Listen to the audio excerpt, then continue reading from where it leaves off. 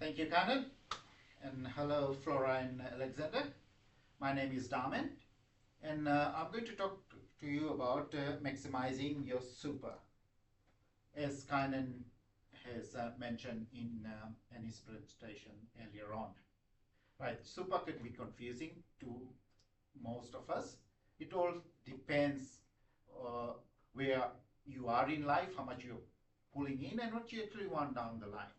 So to devise a strategy, we have to consider some of the things which we can use to achieve this. So the first one is chipping in more in form of salary sacrifice, deductible contributions, government contribution. The next point is carry forward rules, where you can contribute after tax deductions.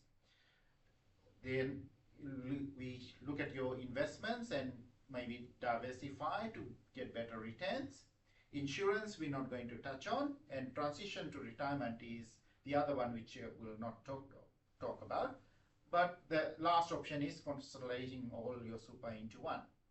After reviewing your current situation, both of you can actually use all of that except the government co-contribution and TTR strategies.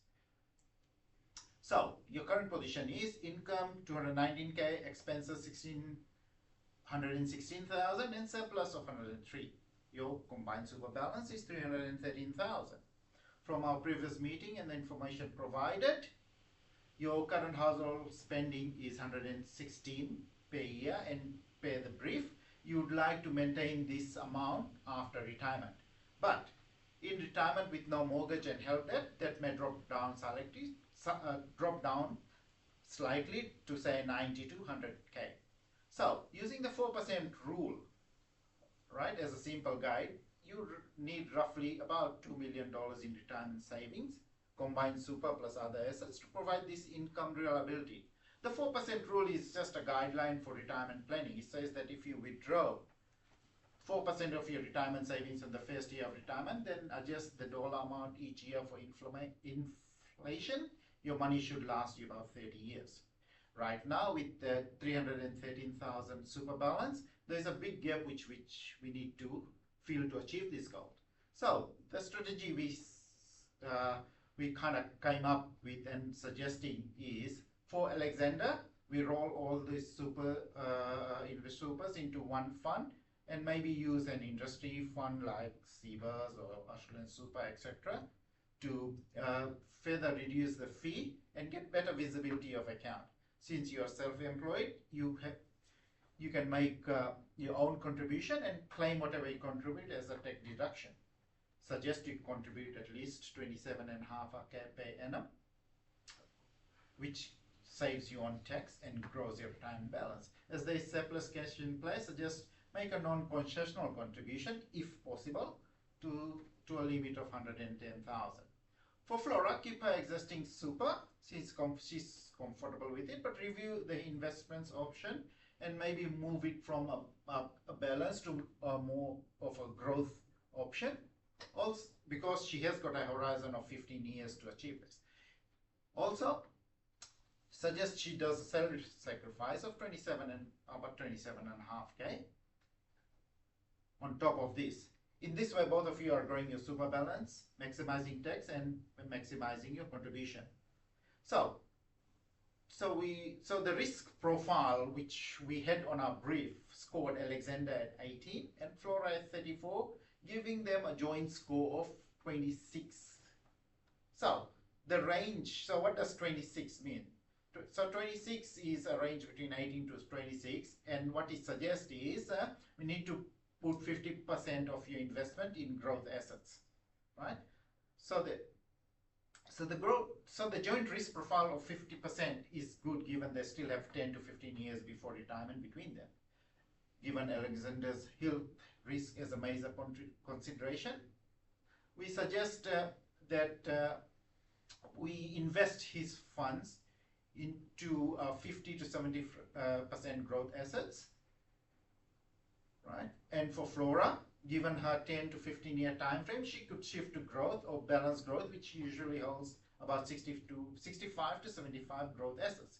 This gives more potential return without being too aggressive. Overall, this strategy reduces unnecessary cost, maximizing tax, and adjust your investment mix to a balance growth. Okay, so the cash flow projection is Alexandra contributes 27.5K additional deduction. Flora increases her contribution by another 27.5K. The superannuation return is 6%. And to achieve what we're trying to do, we suggest that Alexander to retire at 62, giving them a 10-year timeline to do this. So, as you can see on the table on the screen, based on all our assumptions, so in 10 years, we will end up with about $1.5 million in your super.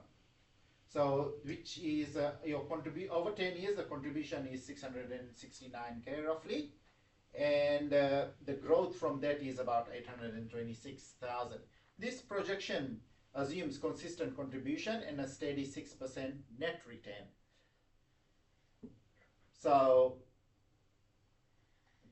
the next slide, which is on the screen, is basically the same table represented in a graph format showing you how your super balance is growing.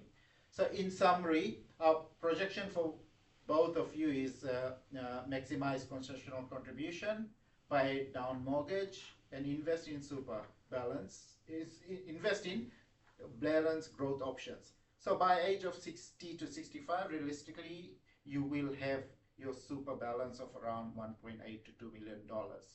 Please be aware that the strategy and the return from these strategies is not guaranteed. With any investment, there is multiple risks which can impact the outcome. The three main risks for your reference are market risk, inflation risk, and interest rate risk. So this is what we're suggesting, and then I'll ask my colleague Rashid to discuss the next strategy. Thank you.